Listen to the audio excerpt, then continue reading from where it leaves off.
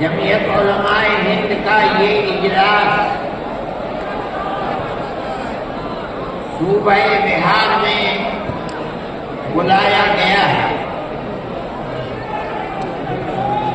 آپ حضرات کو یہ بات ضرور معلوم ہوگی اور جمعیت علماء کے ورکرز اس بات کو جانتے ہیں کہ جمعیت علماء تقریباً 100 سال سے اس ملک کے اندر ایسی پیار و محبت کے ساتھ قربانیاں دیتی چلی آئی ہے جس کے اندر ذات، برادری، مذہب، مالداری اور فقر ہر چیز سے اوپر اٹھ کر جمعیت علماء نے ہمیشہ ملک کی آزادی کے لیے، ملک میں امن و امان کو پیدا کرنے کے لیے، ملک کے ہر فرد کے ساتھ پیار و محبت اور احترام کا معاملہ کیا ہے۔ کبھی بھی ملک کے اندر بسنے والوں کے درمیان میں نفرت، دوری، ایک دوسرے کے گریبان پر ہاتھ ڈالنا، برا بھلا کہنا جمعیت علماء اور جمعیت علماء کے ورکرز اور اکابر کا یہ طریقہ نہیں رہا ہے۔ اسی طریقے پر ہم نے قربانیاں دے کر ہمارے بزرگوں نے ملک کو آزاد کرایا ہے۔ ملک کو آزاد کرانے کے بعد ملک کا دستور بنایا گیا۔ کوئی یہ سمجھتا ہے اگر کہ ملک کا دستور بغیر مسلمانوں کو ساتھ لیے ہوئے صرف ہندوؤں نے دستور بنایا ہے تو وہ بسم اللہ کے گنبد میں رہتا ہے، اسے دنیا کا کچھ پتہ نہیں ہے۔ کیونکہ اس ملک کی آزادی میں ہمارا کردار 145 سال کا کردار ہے۔ کسی کا کردار اتنے لمبے زمانے تک نہیں ہے کہ وہ مرتے مارتے پھانسی کے پھندوں کے اوپر لٹکتے اپنی گردنوں کو کٹواتے ہوئے 145 سال تک اس ملک کے اندر ہم نے کام کیا۔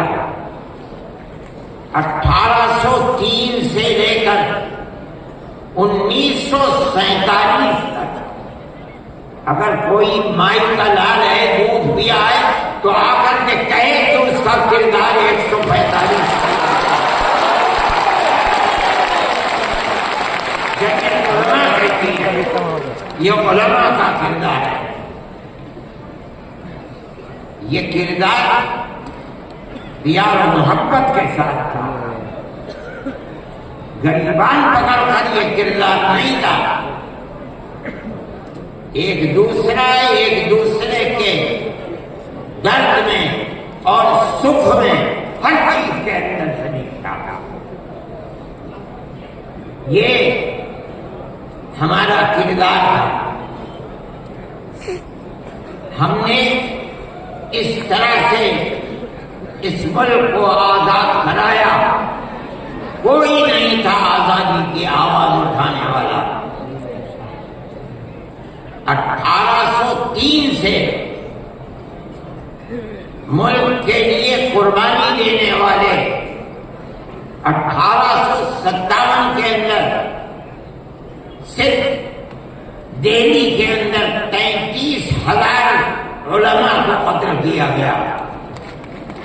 بمبئی میں مراد آباد میں، میرٹھ میں سینکڑوں علماء کو جس کے جسم کے اوپر لباس آدمیوں جیسا ہوتا تھا اس کو پھانسی کے تختے پر چڑھا دیا جاتا تھا.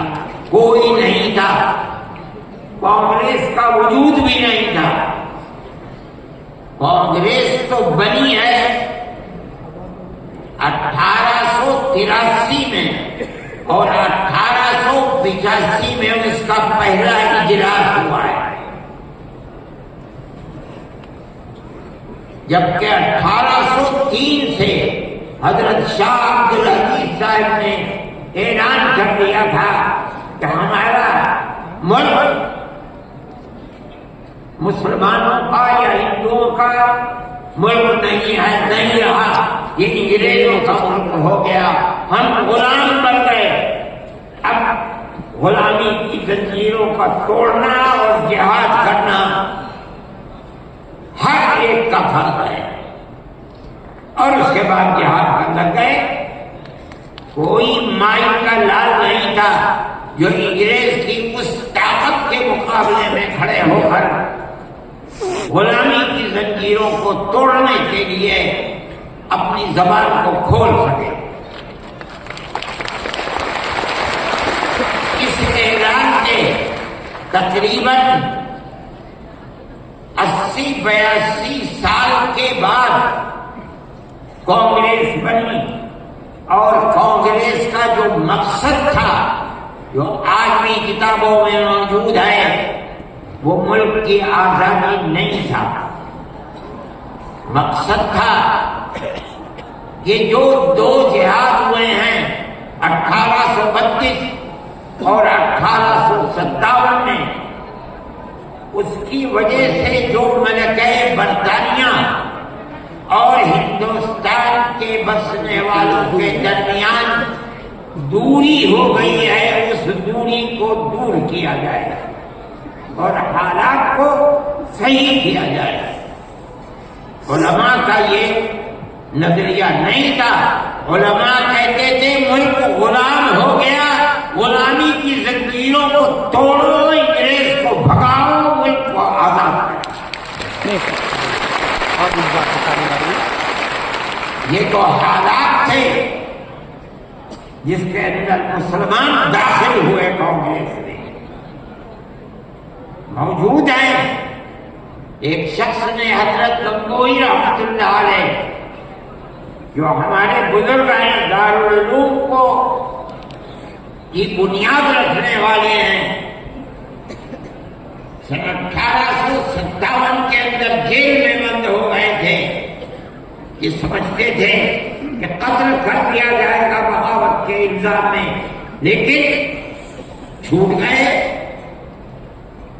ان سے پوچھا کہ ایک جماعت بنی ہے جس کے بنیادی کردار ہندو بنانا ہے، کیا مسلمانوں کے لیے اس میں شریک ہونا جائز ہے؟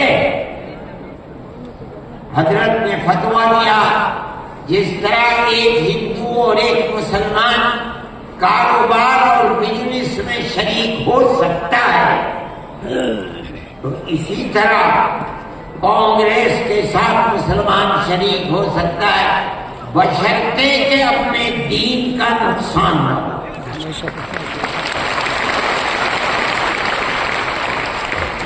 اس کا مطلب نہیں سمجھے گے لوگ. مطلب یہ ہے کہ ہماری تحریک ہے کہ مسلمان اور ہندو جب تک ساتھ نہیں ہوگا ملک آزاد نہیں ہوگا. تو اس کے اندر گھسو اور اتنی طاقت پیدا کرو اپنی گھس کر کہ کانگریس کو مجبور کر دو کہ وہ اپنا نقطۂ نظر بدل کر ملک کی آزادی کے لیے جدوجہد کرے.